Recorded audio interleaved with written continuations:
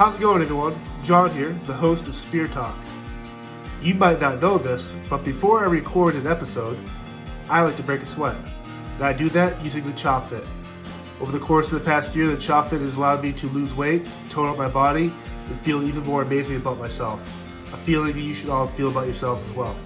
If you use this code, SpearChop10, you get $10 off your order. Once again, use code SpearChop10 and $10 off your Chop Fit order. It'll change your life. Thank you. How's it going, everyone? John here, the host of Spear Talk, and today we're welcoming the incredible Lou Velosi. Lou is a retired ATF special agent of over 20 years whose work using the Storefront Sting operation tactic helped take off over 1,000 guns off the street and led to over 300 convictions of individuals who were doing some very bad things, whether it's drugs, guns, everything from the mafia to organized crime to biker gangs to murder for hire plots. Lou also has a new book coming out this December, so we going to be talking about that today. And but overall, thank you, Lou, for jumping on here. Hey, brother, it's great to be here, man. I appreciate it. And so I know you and I just kind of talked before we would start recording here, but two of my biggest guests on the show where the most interaction from people have been Jay Dobbins and Bob Hamer. Both have books out, both spent time undercover from different agencies, whether it's ATF to FBI. And to have someone like you on his show really validates what the men and women in the undercover world do to help kind of bring down these bad guys. Yeah, man. Jay, who we call Bird, kind of gave me my first break on the national scene, working undercover, he was doing a phenomenal case out in Arizona it was a home invasion crew that was also dealing with pipe bombs and all sorts of stuff. And he brought out three guys, one from Chicago, one from LA, and myself to kind of wrap it up. And it was a really cool caper. The bad guys actually picked us up from the airport as we flew in. So we were in roll as we got off the plane. And there was all sorts of cool shit involved. Strippers, helicopters. There was, pipe bombs, grenade launchers. It was a really cool caper. Bird had already done all the groundwork and the hard work, and we kind of came in just for a few weeks to help them wrap it up. And it was really cool. Now, before we kind of dig into the meat potatoes of your life with the ATF, the undercover work, how did you kind of settle into this field where it's one thing to say you want to be a cop or firefighter, first responder, whether you want to be that type of mindset, but for you to kind of throw yourself out there, how did you kind of leaving the marshals be like, you know what, the undercover life is kind of what I want to do? Yeah, I hobbled through college, man, and got out with not knowing what I wanted to do, with a economics and business degree, and just kind of lost in life, working at a bank, making $9 an hour. And I just had a chance meeting with a guy, with a buddy's brother, a buddy I had played ball with in college. And he was in the Bronx, and I met his brother. Just a chance meeting. I went over there to visit him. And this guy, he got out of this Corvette, and he had the long hair, and this was still the Miami Vice days. And I could see the Beretta stuffed in his waistband, and he was a DEA agent. And he had been working undercover. He had been in Panama. And I talked to him for about a half hour, and I knew what I wanted to do with my life. I wanted to work undercover. That's when it hit me. I'd never even really considered law enforcement before that. But as you know, you don't just sign up and start working undercover. You have to pay your dues. Right. So, I went through the whole thing, test taking, and I went through 2 different agencies, but I learned how to be a cop. And it took me about 7 years before I got the opportunity to work undercover. And, I got over with ATF. And, ATF, they were the cowboys, man. They were the guys doing it. DEA had kind of gotten away from it. FBI, they do some white collar stuff, but, ATF they were down and dirty, man. Those were the guys who were really getting in the mix, working undercover. And when I got on with ATF, I was so lucky that my first partner was an undercover guy. He was a crazy guy. He still is crazy. I mean, he has mental problems, and but he was a hell of an undercover, and we hit the ground running. My first week, I was doing deals, buying guns. It's so in the midst of the training for this, how obviously in trade you get all the scenarios, whether it's hey, you have to do this arms deal, you have to do this, you have to accomplish these goals to pass to get the trade to become undercover. But the minute you actually see a real gun or real drugs or a real bad person, how long did it take you to kind of realize that this is no longer trade, but this is my life is on the line. If something goes wrong here, I read this wrong, I'm losing my life here. You know, I always had that realization from my first deal, you know, to, you know, thousands of deals later, my last deal. I always had that. It was always, you know, I never got comfortable or complacent, but I wanted to do it so bad. You know, I found what I wanted to do in life and I was good at it. So there was never nervousness or anxiety or any of that with me. I was doing what I wanted to do. So the only times I ever got nervous, to be honest with you, was in the training. When I was doing the undercover scenarios at the ATF undercover school and advanced undercover school, and I knew my peers were watching me, you know, on the camera, I got nervous. In real life, I never got nervous. I was doing what I wanted to do and what I loved. The character you created of Sal Nunziato, and I want to focus on this because this character has always been so prevalent in your life, especially with all the storefront stuff. But what goes into creating a character like this? There's stuff part of this guy's life you had to create that didn't make it to the final look of this guy. Like, how do you trial and error creating a character that's believable, especially in a world where bad guys know who's really bad? Yeah, you know, it's a kind of a cool thing in that the government does when we're setting up our backstopping. ATF did what, you know, the things that I can't do, that I couldn't do, as far as setting up credit history, you know, your driver's licenses, your passports, you know, all of that kind of documentation. But a lot of the small things, the real world things, you do yourself. You set up yourself. That's what we all did. From just things like every office I went into, I would fill out magazine subscriptions for Sal Nunziato, right? And Right. you know, so that especially as time went on, you know, I started out in '91 when everyone wasn't on the internet, right? It was kind of just starting. You know, now you can go on the internet and find out almost everything about someone. You know, when I first got on, there were some cases where, you know, they hired private investigators to kind of check out my background. These days, you don't have to hire a private investigator. You can get on the computer at home and figure out if someone's real. So we really had to do a lot more as time went on. But we, you know, all the hard parts, the official parts of creating your undercover identity was done by the government. And then you kind of took it from there because it was your ass on the line, right? Right. And made it real so that, you know, if someone, and they did, you know, dove into my background. Yes, I have a gym membership. I go to this, Sal Nunziato goes to this gym to train, whatever. I have a real estate license. I have, you know, whatever fit my background, you know, for that case, I made sure I had that, and that Sal was real. He had a PO box. He had all sorts of stuff. So if you looked into this guy, he was a real guy. He was in the club. He was in the Italian American Association Club, all sorts of stuff that would come up. And that we did ourselves to kind of, like you said, create the character and create the person. How much of Lou is Sal, and how much is Sal is Lou? Like, is there ever been a blurred line reality where you woke up one day and kind of like, I don't know who's who? Like, you don't know if Lou's playing Sal or vice versa. Yeah, and that kind of led to my early retirement and you know, the end of my career, because Sal started taking over. You know, I worked almost 2 decades nonstop undercover, and you know, I wasn't all about taking a break or taking time off because I loved it. Right. I was kind of obsessed with it. So yeah, you're undercover. You kind of morph into each other. You know, especially depending on what you're undercover. Mine was a hustler, man. You know, Sal was a hustler, man. He was buying guns for for low prices. He was bringing them up north and selling them for high prices. That was his hustle. And whatever else he could make money on, dope, stolen cars, identity packets, whatever it was. And, the lines can become blurred when you're never really home, because even when you come home to your wife and kids, that undercover phone never stops ringing, right? Your work phone never stops ringing. Right.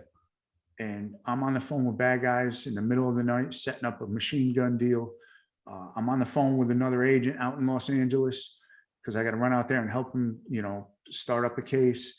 And what pays the price is your family life and your family. A lot of times people that, whether they're counselors or therapists, are always like, well, you can't bring work home. I find, while I understand the idea of it, some jobs like undercover work, I don't know how you don't bring work home, because you have to, the minute you drop your guard, you're going to lose all the work you put into it, which includes the self-sacrifice, whether it's family, your kids, your wife. So a two-part question here. When you are undercover, what steps do you have to do to stay, like, do you have to keep training with the ATF, like as back as Lou? Like, how do you kind of break down like the physical training, the shooting, all this other stuff you might have to do versus staying undercover the whole time? So when you're doing a long-term infiltration, really the only requirement that ATF has, you have to qualify to carry a firearm. So quarterly, you got to qualify. So you got to find some way to break away and qualify. But other than that, you're out there and you're left alone. And now you mentioned before we start recording, working with Jay Bird on a case, but when you are undercover, is it the duty of the lead agency, whether it's ATF, to tell, hey, the FBI might have an undercover guy, or the local jurisdiction might have undercover, or whoever it is? Like, how do you know who's undercover? Is there a set kind of structure in place, like a chain of command that, hey, Lou's out here, Jay's out here, and so-and-so's over here? There's we have systems at ATF and databases to kind of make sure that we're not stepping into someone else's open. Got you. That's going on. So yes, the answer is yes. So within our own agency and with other agencies, to make sure that we don't have a blue on blue situation, we do have systems set up for that. Now, I've mentioned the storefront sting operations, but for those that aren't aware, could you somehow kind of explain what those are and why those tactics were started and why they aren't around today? Yeah, a storefront is basically a fictitious business that is owned and operated by law enforcement. All right, and we didn't create the concept. There was agencies, NYPD was doing them back in the 60s and 70s. But they were mostly like pawn shop types of businesses, and they were set up to disrupt fencing operations for the most part. What happened, and I kind of fell into them, was we fell into one with in the city of Augusta, Georgia, with the Richmond County Sheriff's Department, they had pinched a guy who was just gotten out of prison. He was a tattoo artist, and he didn't want to go back to prison. So they had some dirt on him, and he flipped, and they decided they were going to do a storefront as a tattoo shop.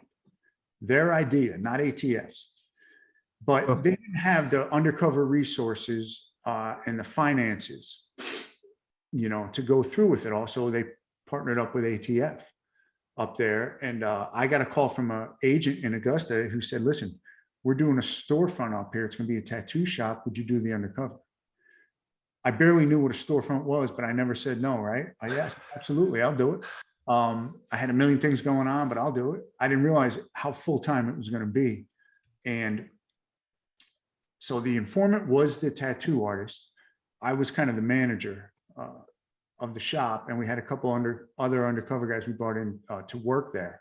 We also sold cigarettes and pipes and all the usual stuff you could buy at a tattoo shop. And let me tell you, and so the goal was, Augusta had a huge gang problem, 6 or 7 gangs affiliated with national gangs, just home invasions, drugs, guns everywhere, stolen cars, all sorts. that was our goal, was to kind of disrupt all that gang activity. And I had no idea how this thing was going to spider web, right? I didn't know anything about a storefront, but I knew an undercover hustle is an undercover hustle, right? And I ran my game, man. I told all these guys as they started trickling in, we had moving trucks and all that. And I said, listen, I fill up this moving truck with people's belongings. And let's say I'm moving them from Atlanta to New York. And, as soon as I buy up 100, 150 guns, I secrete the guns inside these people's stuff.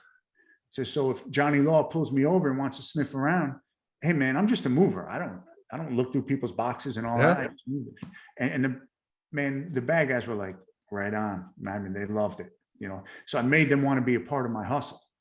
And they started bringing stolen guns and, machine guns, sawed-off shotguns, sawed-off rifles, you name it. They started coming in, and the drugs, dope is easy to buy. Anybody can buy dope. The dope started coming in.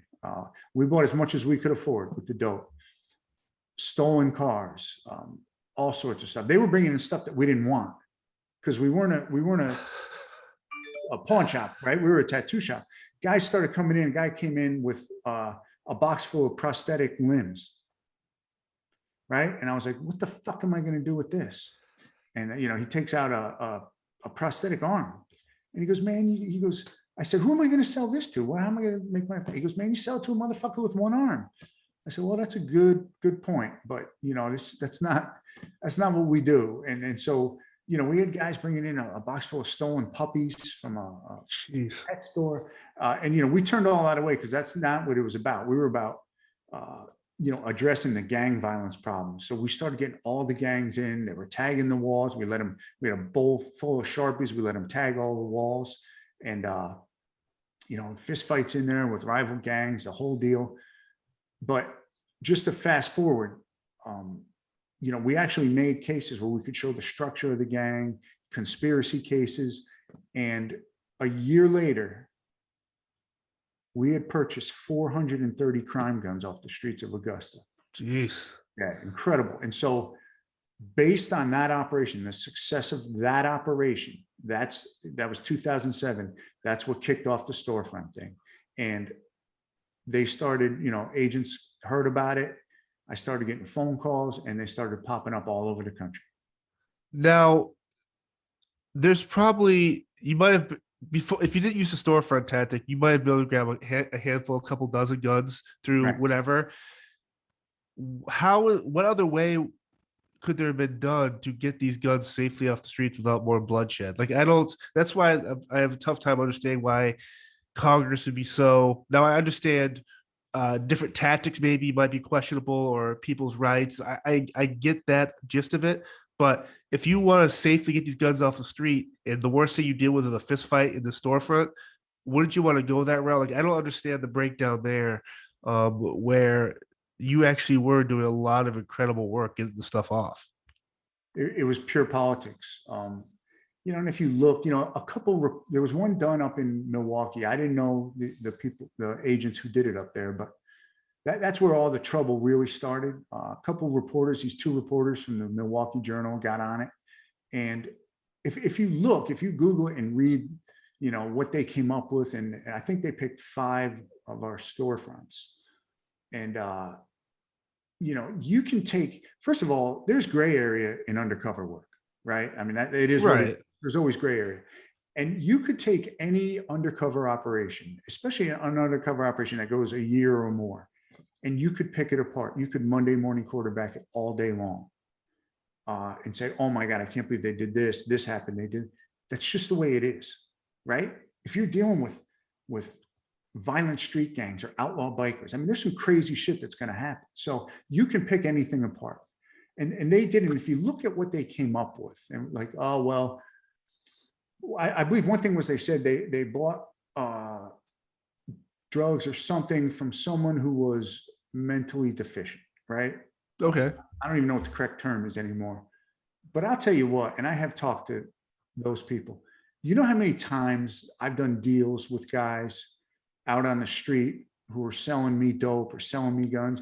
And I mean, they were street smart and they were savvy and they knew exactly what they're doing. But when they show up in court, all of a sudden, they've got mental problems. They're in a wheelchair, all sorts of stuff, right? So you know how that goes, right? And what the defense can do for that.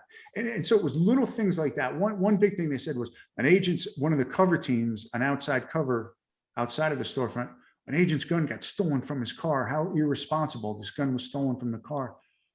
You know how many times that happens to cops, police, all over the place? You know, if you park your car, I mean, it happens. So, you know, these little things they picked on, they just blew them up. And Congress just got a bad taste in their mouth for these storefronts, and they were all over ATF. And then ATF did what ATF does always. Instead of standing up and saying, listen, for some minor incidents, we're getting thousands of crime guns off the street. Do you know how many lives are being saved? Right. With one gun. How many lives have been saved? You don't know.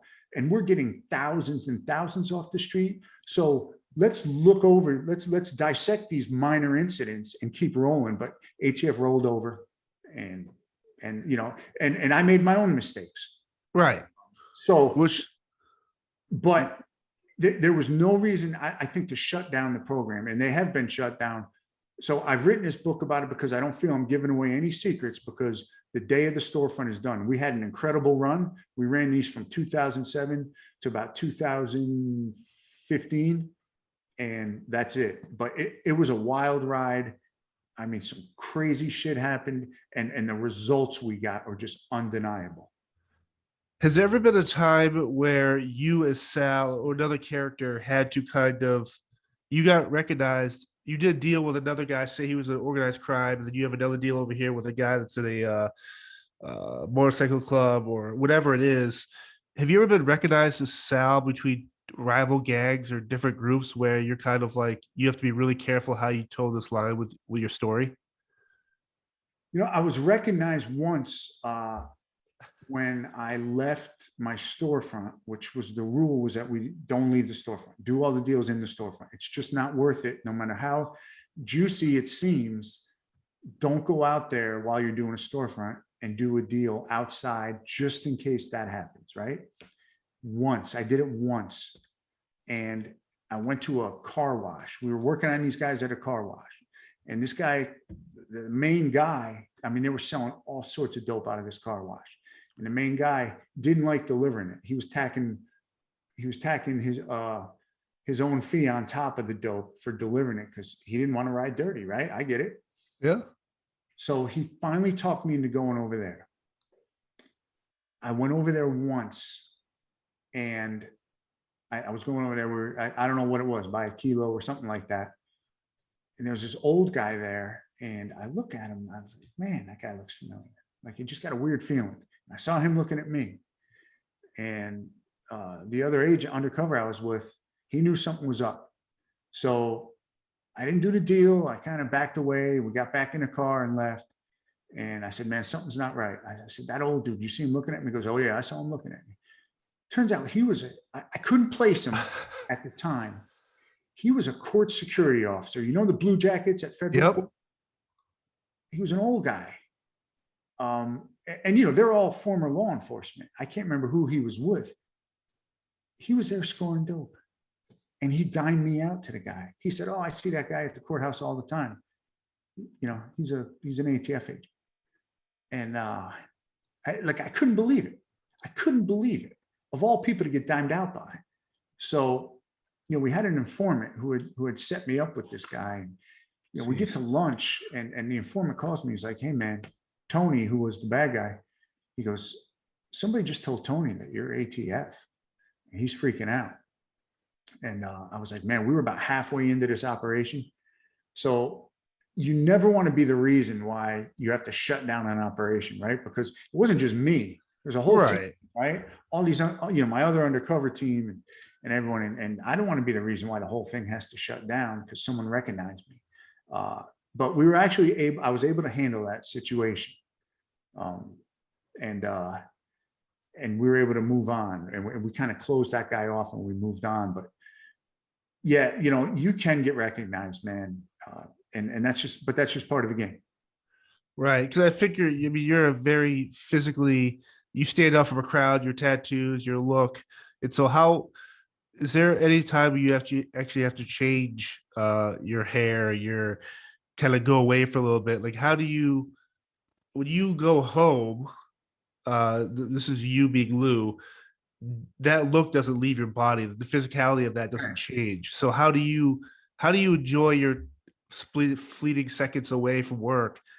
Just be yourself without being out there. Oh, there's Sal at the grocery store. Yeah, well, you're talking about the look. So I went through every look throughout my years. I had really long hair. I had my head shaved. I had a ZZ top beard. 10 earrings in each ear, that whole deal, and tattoos everywhere. Yep. But it's not your look, right? That's not what makes you a good undercover. I could pick 100 people off the street, and we could tattoo them up and grow their hair and grow their beards, or give them any kind of look you want, right? Anyone can do that. But that's not what makes you a good undercover. Some of the best undercovers out there that I've worked with don't have crazy looks to them, right? It's about the game you have inside of you, your hustle. So, I found out kind of early on that it wasn't about having some crazy look, because the vast majority of bad guys, as a matter of fact, like the badder they were, they didn't have crazy looks to them, So I kind of learned early on that it's not really about the look. It's about your game, what you bring to the table, what you say, what you don't say, how you carry yourself. My wife hated all those looks, right? She hated a lot about me during that time. She married a guy with a college degree, an education, who was a law enforcement officer, right? She didn't marry a thug or a gangster, but that's who she ended up with. So it is hard, you can shed that look, and come back to normal, but it's harder to shed the character and the attitude, right? You're dealing with Lowest of low. Be dramatic killers, right? Guys who are raping and assaulting and putting guns on the street and doing terrible shit. So you have to keep your edge. It's very hard to go home and flip that light switch and all of a sudden not have that, right? If someone says something to you don't like, you're going to react the way you react on the street, not the way you should react. The look is easy to get rid of, but the character was not so easy. Now, when it comes to your book, is this something that has been the last couple of years? Like in the downtime when you retired, you're kind of like, I need to get this out here. Like, what are your goals with the book, and what was something like your fears putting this book out there? Well, I can answer that easy. So it took me 5 years. I started in 2016. I went through 5 co-authors and about 4 or 5 different versions. And writing is hard, man. Oh yeah. I would sit there at my computer and write one sentence and stare at it for 20 minutes and then delete it because it sounded stupid and start over again. So writing is hard. I finally found, I have a great literary agent, Chip McGregor. He found me a co-author who got it. It's very hard, as you know, being law enforcement, to have someone who's not in law enforcement or never was. Parker read about you. Right, to understand it. But he found a guy, Brian Whitney, who got it. He just got it.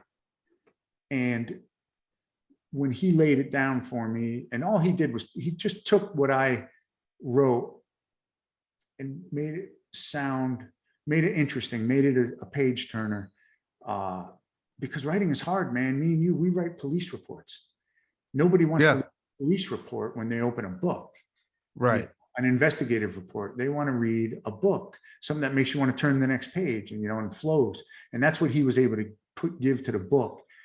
And you asked what I want from the book, or what I'm hoping. And, I'm going to lay it right out there. And it's kind of, it's somewhat in the works, nothing in stone yet, but I think this lends itself very well to a Netflix type series where every season is a different storefront with different undercovers, different bad guys, different stories, all the drama in between undercovers and in between bad guys and and agents and all of that. And, that's what I'm in It talks. has a very Shield meets Sons of Anarchy meets Breaking Bad type of real people in terrible situations, but how you guys kind of deal with it. What and I'm excited to read the book, obviously, and I guess it was the you kind of hinted at it, but were you trying to write the book as Lou or write the book as Sal? Like, Definitely as Lou. okay, Yeah. And I go into my mistakes and, it's not, a dirty, hairy, shoot 'em up, right, tough right. guy cop rides away on his Harley. It's definitely not, man. It is about how I establish relationships and then fuck people over, and how we do that, mostly centered around it's centered all around these storefront operations and the mistakes we made, how we kind of befriended the communities we were in, and people who were coming in who weren't bad people or doing bad stuff, but they felt betrayed at the end, that it was a government sting operation. It talks a lot about the successes and a lot about the failures and all about the crazy shit that happened inside of these places. It is fascinating. As Sal, who another character you created, you had to create these relationships, create these real relationships with real bad people. Yet at the end of the day, you actually are forging relationships with these people as a different character. So it must be tough once the hammer drops. Hey man, sorry about this, sir. Because you have your duty to obviously to the Brotherhood, the Thin Blue Line, to actually get the evil off the street. So for that, I mean, it has to be really interesting on your end just to kind of deal with a guy that you've been buying guns for 2 years, and he all of a sudden it's over with for him. Yeah, the book is kind of centered around one guy, who we made a bad mistake on my favorite storefront called Statesboro Blues. We hired early on, it kind of had a slow start. We hired a future defendant to work the store with us. His girlfriend came to us and said, "Hey man, can you give Petey a job? It's a condition of his parole that he has to be employed. Can you hire him here?" Now, he was a multi-convicted felon and we had already bought a lot of dope from him. So he was fucked. And we were like, man, and we usually cut people off at that point because there's no sense piling on and wasting taxpayer money. So we were like, man, that is going to be difficult because it's an undercover operation. Right across the wall is our cover team running criminal histories and license plates and shit right there. And there was a common back room. And we're like, the logistics are going to be tough, but instant credibility with him sitting behind the cash register, right? Most of the bad guys know who he is. He's got a good reputation. Well, he's got a reputation on the street, and it lends us instant credibility. And sure as shit, it did. But here was what we didn't foresee. He was there for about 8 months, every day working with us. And, there's a lot of downtime in the store. We're playing pool, shooting shit. Yeah. And we liked the guy. He was a great guy. I'm saying that about a multi-convicted felon, but he was a good guy. He was a product of his environment, but he ended up helping us negotiate deals, getting down prices of guns and dope, identifying people, because sometimes just Pookie, that's the only name we had. And, he was getting dropped off by someone who the plate didn't come back to anybody, whatever. He would be like, "Oh, that's so-and-so, man. Don't worry about him." And we're like, yes. Right. So he was so valuable to the operation. And then toward the end of the operation, and you shoot the shit with him. There's downtime. We're playing pool. We're hanging out. And we're all looking at each other toward the end going, wow, he's going to find out who we are, and he's going to prison for a long time. And, we started feeling that betrayal like I had never felt before.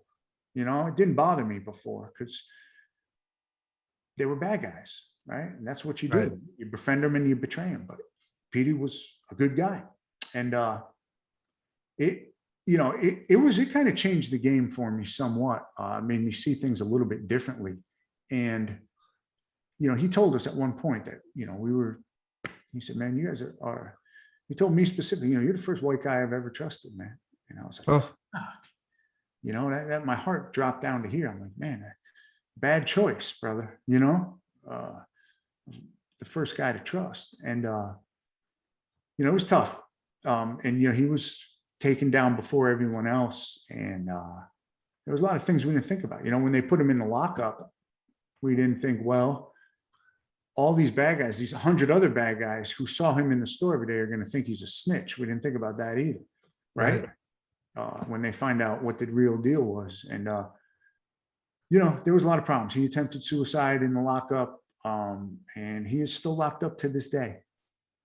And that created some heartburn, and it kind of changed the game and opened my eyes and made me see things a little bit differently for the rest of my career. Right. Do you have any plans, whether it's just a letter or something, to kind of talk to him, or is that outside the realm of, I mean, obviously now you're retired, so it'd probably be a little easier, but like the stuff like that, I mean, clearly you talking about that, it does weigh on you, and there is some baggage there because you were part of why he's in there, or obviously he made the choices he did. But how do you kind of deal with that on a daily basis? Just reflect? Yeah, I mean, it's tough because when you look, and I'm an advocate for criminal justice reform. Yes. Again, he's been in there. This operation was in 2008, and it's 2021, and he's still in federal prison. Is that what really, does he still need to be in prison for selling us drugs? We're not talking about Pablo Escobar, street level guy. And I don't know if that is really keeping the community safe for him being in prison today. And I do think we need reform. I think that we need to deal with guns and violent crime harsher, and maybe not street level drug dealing, as harsh. And so I think about it all the time, and so do my undercover guys, who were with me and befriended him. We still talk about it. Is there a set time for you to detox after a big takedown, or once you leave one storefront to the other? What's the time lapse, or do you, for you, or for your own sanity, you have to stay in character? How do you kind of break down the between events? There's nothing structured by the agency, and I should have, looking back, but I was already starting my next one while we were planning the takedown from the one I was doing. Big mistake on my part, but I did not take time off in between. I couldn't wait to jump into the next one.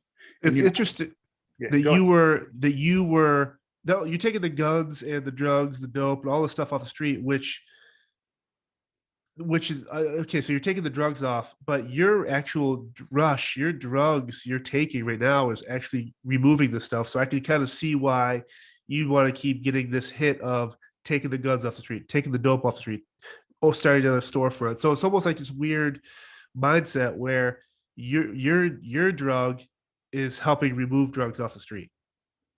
Without question. It became, I don't know if the word addiction is the right word to use, but I couldn't stop doing it. I just loved it. And I think when you lose your priorities, then it is an addiction, right? Because I should have been spending more time, family and friends and all that. And all I wanted to do was be undercover and buy guns. Now, when you say that, I am curious, like if it wasn't you doing it, there would be another man or woman that's undercover doing this job you were doing, or something similar. Do you feel that, would you ever go back and change stuff over, or are you okay being Lou and Sal and did all this incredible undercover work? I don't regret anything. Well, I regret the time I didn't spend with my family. Right. I do regret that, but I did what I did, and I don't have a time machine, so right. that's what I did. And as far as my mindset, right or wrong, was that I knew how to do the things I was doing. I did them better than anyone else. That was my mindset. Like I was a little bit of a control freak about these operations, and I knew what I was doing, and I was getting the results. And so I didn't feel that there was another undercover who could fill my shoes, right or wrong. That's how I felt. And, you kind of realize, I think, when you retire, step away, that, man, the agency goes on, someone else plugs in and it keeps going, and you were not nearly as important as you thought you were. Now, as a retired agent, what is your rush now? Like, obviously you had the working on the book, but what other stuff, hobbies do you have now that you never really did while you're undercover? Hobbies question is a good one, because I always feel like I don't really have any. But what I do now is what I'm doing now. I work for two different companies. One of them, I can say, one is Hard Knocks Schoolhouse, which is run by a great former undercover ATF agent and we train other agencies and departments in undercover work. It is phenomenal training. I work for another company where I go overseas and do some training for law enforcement in other countries. And I'm also, my time at home is spent now with the final touches on the book, working with the publisher, getting the book out. And we're filming a documentary short right now about one of the undercover, about one of the storefronts, and talking to Hollywood folks about possibilities. Hell yeah. Well, I know Jay jumped over with Den of Thieves and some stuff. Yes. So hopefully you can get in there and show your expertise with some, because it's always interesting watching. I'm trying to think, the movie The Recruit, obviously it was FBI, Al Pacino, but it made it sexy, it made it cool. But it'd be kind of cool to see like a real life TV show or movie that actually had someone like you just kind of lead the way in terms of this is how it should really be presented, as opposed to Michael Bay explosions, which, while they serve a purpose, let's show me the real nitty gritty. Yeah. When you see the movies, undercover work is, there's supermodels and Ferraris and Powerboats. Yeah. And, I started working undercover, and it was hoopties and projects and trailer parks and crack whores. That was the reality. But yeah, I'm hoping to bring out the reality, which is, to me, is more interesting. Yes, 100%. Hollywood show. And so we'll see what happens. No one's written me a check yet, brother. But it's coming. So before I let you go, this has been amazing, but where can people find you? A website? I know you're on Instagram, you're on Facebook, but if people want to reach out or they want to get the book this December, how can they do that and all that stuff? So my publisher is McFarland, and they're about to come out. We just finished the cover. And I'm about to get a website. It's not up and running, but it'll just be my name, Lou Velosi. I am available for speaking engagements and all that, and you can through Instagram and Facebook, trying to follow in Bird's footsteps a little bit there. Yeah. Our stories are kind of parallel, but very different, in that both of our careers didn't end the way we wanted them to, at all.